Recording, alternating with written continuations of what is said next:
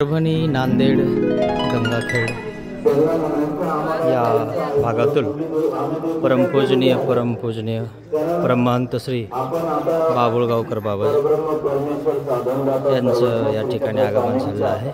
पदस्पर्शाने पुनीत झालेल्या पाषाणाची स्थापना या निपाणी आश्रम म्हणजे शिदोरी आश्रम या ठिकाणी झालेली आहे। त्या आश्रम मध्ये आपण आलेलो आहोत। जे महाराष्ट्रभर या शिदोरी आश्रमचा डंका सध्या वाजतो आहे।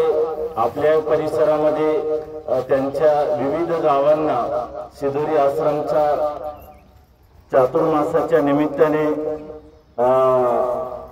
आदरणीय श्रद्धेय वीरांगणे दादा अंकुनेरकर यांचं वास्तव्य असतं। मुळातच ते आपल्या परभणी जिल्ह्याचे सुपुत्र आहेत आणि आपले सर्व संबंधी त्यांची देहाची बहीण आपल्या दोंडीमध्ये आहे, त्यांचे नातेवाईक आहे।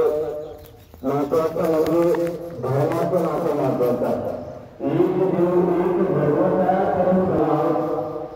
आता आपली यात्रा करत असताना आपल्याला काही नियम असतात।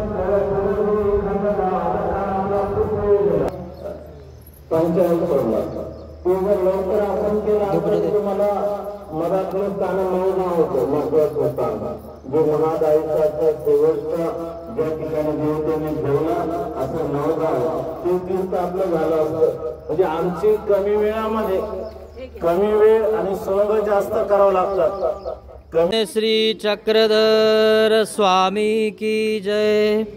परमपूजनीय परमहंत आचार्य प्रवर श्री बाबुळगावकर बाबाजी परभणी यांचा आज देवपूजा निमित्त सर्व सद्भक्ता सहित निपाणी या ठिकाणी आगमन झालेलं आहे। दंडवत प्रणाम।